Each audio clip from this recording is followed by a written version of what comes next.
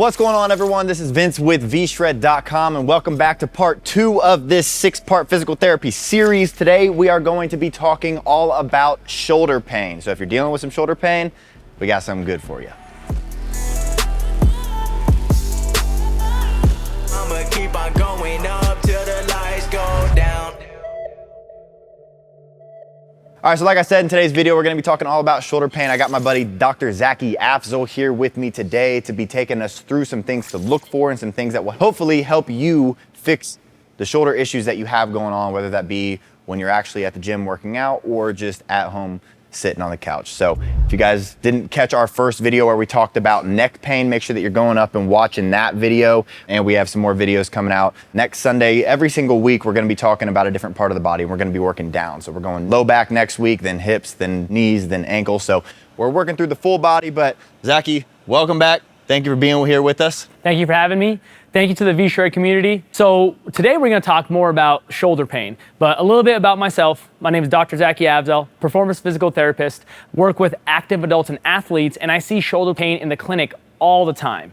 People that have shoulder pain with reaching behind their back, reaching up overhead, reaching behind in their car, or things like the bench press, shoulder press in the gym. So we're gonna talk about ways to get that feeling better both at home and in the gym. And I probably go to him about once every other month about shoulder pain. So we have done this before, and so hopefully we can help you guys fix your shoulder pain as well. So what's the first thing that we look for if someone's dealing with shoulder pain? Okay, so the first thing we do is we look at the base of the shoulder's movement, which is gonna be the rib cage. We wanna make sure the rib cage is moving well in order for the shoulder to have a nice solid base to move on as well.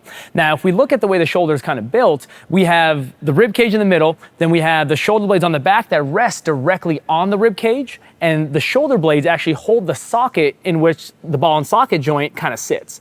So if the rib cage doesn't move the way you want it to, then the shoulder blade is gonna have a hard time experiencing that full range of motion and gonna lead to stiffness in the shoulders and possibly having some limitations in the gym. The first thing we wanna do is make sure he has full rib cage movement.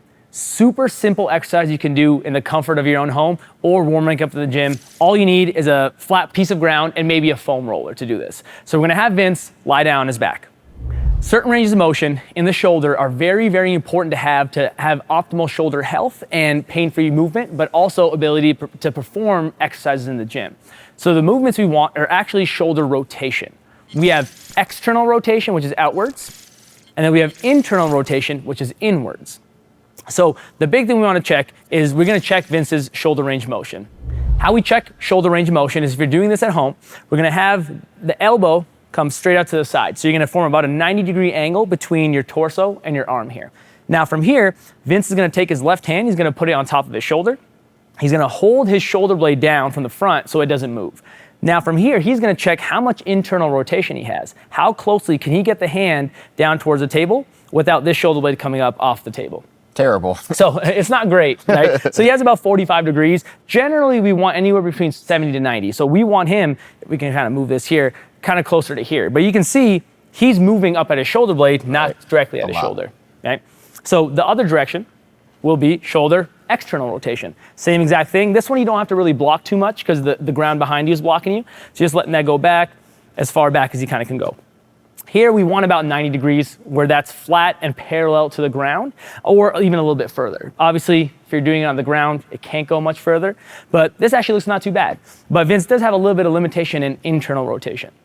Now, and so what causes that limitation internally versus externally? So limitation in internal rotation is generally caused by inability for the rib cage to move up towards the chest area, an inability for him to get air up into his chest. So the second part of the rib cage that's supposed to move is our sternum. Our sternum, if he puts his hands down by his side here, is supposed to move like a pump handle. So if he takes a breath in, we're supposed to get movement up this way. As he breathes out, it's supposed to move down in this direction. If that mechanism is somehow inhibited and not moving the way you want, then you're gonna have limited internal rotation. For external rotation, if you go back and watch the neck pain video, it's actually about getting that upper back moving. So the second exercise we did in that neck pain video can really help with shoulder external rotation and reaching up overhead. So you can see internal rotation, getting into these positions, is very similar to the position he's gonna be in when he's bench pressing or doing any kind of chest work in the gym. So you wanna make sure you have good motion there so you're not running out of space when you're doing those exercises. So the first exercise we're gonna work on is called full exhale breathing. Every time we talk about breathing, people always think about taking deep breaths in, which most people are pretty good at, but it's getting that air out that really unlocks that full shoulder motion and rib cage motion that we're looking for healthy shoulders. So for this exercise, you're gonna lie down on your back, you're gonna bend your knees up with your feet still on the ground, and you're gonna get an object like a foam roller, maybe a soccer ball, a basketball, something that's somewhat firm that you can put in between the knees to give a little bit of a squeeze here, okay? Now, with this, we're gonna keep that about a 10% squeeze. We're gonna have him take his heels, and we're gonna have him dig his heels into the ground about 10% as well, just to get the hamstrings on. By the way, just to clarify what that means is it's almost like I'm doing a little hip thrust here, but I'm not actually thrusting up. I'm just driving my heels into it just a little bit. Just a little bit. So that's gonna allow his pelvis to be in a proper position for his rib cage to move better. It's basically this versus this. Exactly. So get that back a little bit flatter onto the table or to the ground. Now from here, every time he breathes in, it's gonna be through his nose. Every time he breathes out, it's gonna be through his mouth like he's blowing out candles, okay? So take a deep breath in for me, Vince, and go on blowing those candles. Go and stop right there. So that's what most people do. They'll stop right there.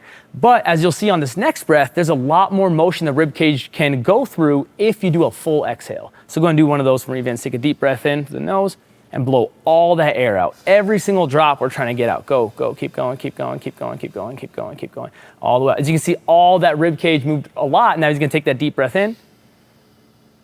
And we're getting that full pump handle motion we're talking about. Go all the way out again. Go, go, go, go, go, go, go, go, go. Good, and again. And when he's doing this, at the end of that exhale, he should feel his abs come on pretty strongly in the lower parts of his abs, right? He's gonna go all the way out again. So when you're doing this, you wanna do a couple, like probably 2 sets of about 5 to 6 reps. It shouldn't take that many reps to get the effects that we want. So as Vince does his last rep here, he's gonna take a little break.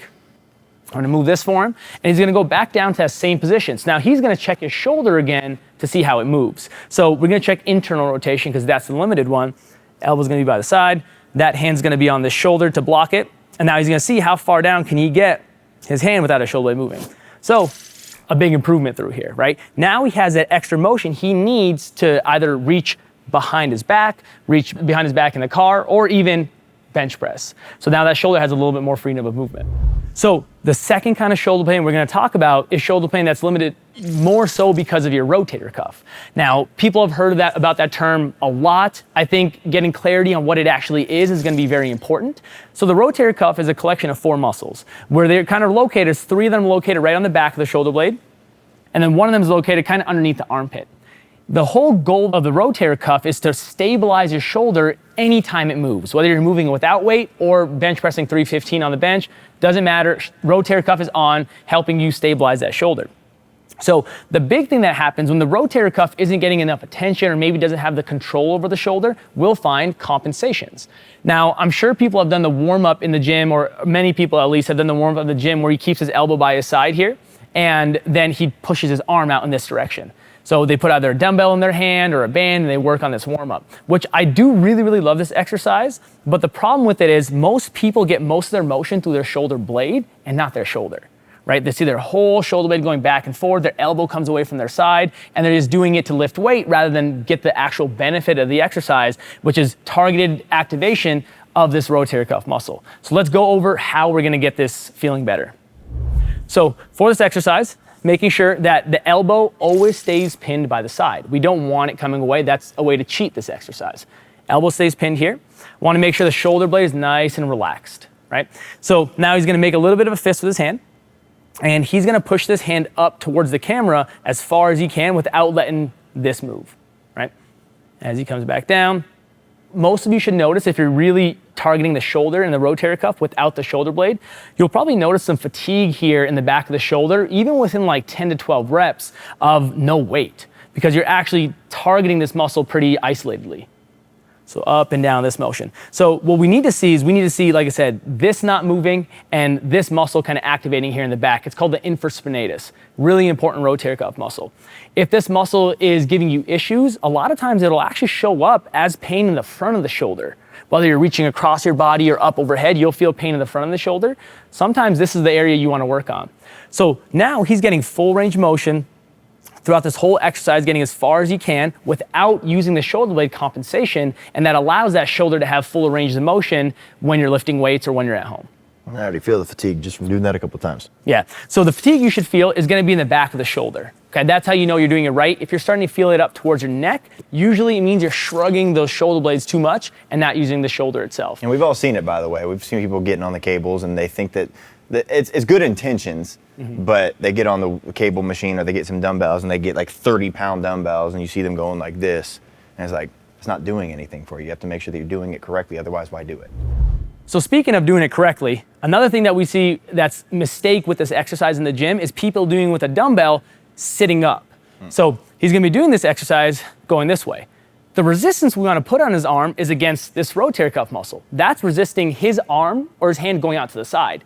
The dumbbell is only giving him resistance going downwards. Gravity, people. Yeah, so if he's gonna do it with a dumbbell, either he needs to lay down on his side and do it this way, and that's how you're really targeting this area, or he needs to be able to lay down or prop his elbow up onto his knee and do it this way. So if you sit up for me here, throw your right knee up on the table. So bend the knee up, and then elbow here. And now he's doing it this way. So now the dumbbell's resistance is actually being used for the shoulder, and you're not just getting an arm pump while you're trying to get that back of the shoulder working.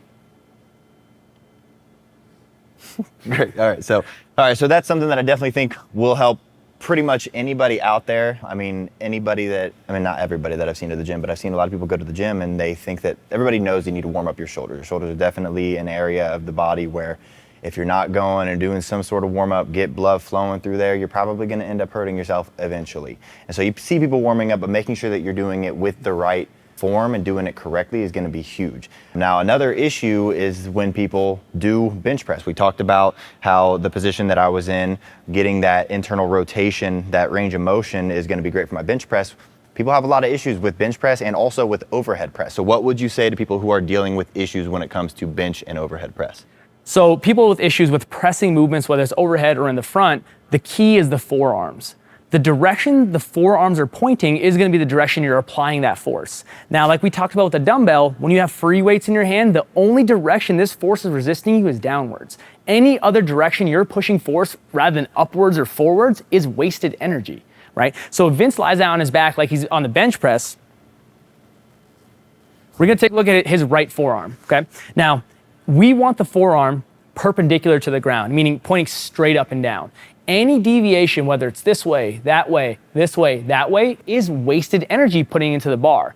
The best lifters, the people that lift the best and the heaviest and also stay the healthiest are the people that maximize efficiency when they lift, right? You don't want this weight in your hand feeling heavier than it should because you're pushing your force in the wrong direction, right? So that's the key. So if he's in that bench press where he's down in this direction and he sees himself pushing this way, guess what? He's pushing up in that direction. He's getting further away from his shoulder, putting increased stress here when he doesn't have to, because he just wants to end up in this position. So why not take the shortest route, which is straight up, straight down? So keep those forearms perpendicular to the ground as you're doing either dumbbell bench press or barbell bench press.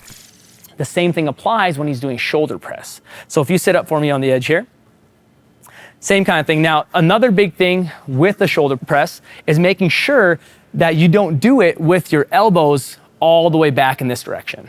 So what this ends up limiting is actually your shoulder motion and puts your shoulder in a position where it requires a lot more strain on your body to lift that weight. So as you see here, as he tries to bring his elbow down by his side, he can't bring it down all the way down to his torso, which he should be able to. An easy fix for this is bring those elbows forward a little bit in a natural plane of motion, and you know you're in a good plane of motion when you can touch your elbows down by your side. Now, you don't have to go all the way down there during a full rep of a shoulder press, but having the ability to always gives you a little more freedom of motion. Now, when he's doing that shoulder press, remember we're talking about the forearms, if he's going all the way down here and you see his forearms pointing outwards now, he's pushing the force in the wrong direction. But if you can keep his forearms vertical, inward. Absolutely. But if he puts his forearms up and down here and now he's pressing up, now he's got that force going exactly the direction we want to move that weight straight up over his head. So basically, watch your forearms when you're doing these pressing movements. Make sure all the way throughout you are making sure that they stay straight up and down. Because if you go down to the bottom, they may be straight up and down right here, but then as you go down, they kind of get little outward because your hand grip or your grip is too wide, watch out for that. Same thing with inward. If it's too close, if it might be straight up and down here, but as you come down, if it's pointing in a little bit, make sure that that grip placement is correct all the way throughout. And usually what I do to assess that is go under the bar, use no weight, make sure that my form is correct with no weight, find where I grip the bar. I know where I grip the bar now because I've done it so much, but if you're new to the gym, trying to figure this out, trying to get this fixed, go to the bar, figure out where you're gonna put your hands by doing it with no weight, and then put some weight on and put your hands back in that same spot. Absolutely. Now, when you're doing this and you're ending up in positions that aren't efficient, it's not inherently a bad thing. You're not gonna automatically, like, your shoulder's not gonna fall off, right? But if you're gonna lift weight, why not do it as efficiently as possible to get the maximum benefit for muscle growth or health in the way you're looking for it? All right, but there you have it. 3 different exercises that you can use to address the shoulder pain that you've been experiencing. But again, we can't stress this enough. If you are having serious issues with your shoulder and you think you need more help than just a couple of exercises, go get professional help. That is literally what Zaki does. He literally helps people who need that one-on-one work. But if this is something that you think that you can address just based off of what he said in today's video, and same thing as the neck video, and same thing as the next video that we're coming out, which is a low back pain video, so make sure you're coming back next Sunday to check that out. Hopefully this can help you guys start to ease that pain, ease that irritability, and get back to the gym healthy and injury-free. But Zaki, thank you so much for being here again today. And again, make sure that you're coming back next Sunday. We got a video where we're gonna be doing the same type of thing except with low back. So we're continuing the series. And if you're enjoying this type of series, make sure you're clicking that thumbs up button below, subscribing to the channel, commenting down what your thoughts are below. But that's all for today. I hope this helps, and we'll see you in the next one.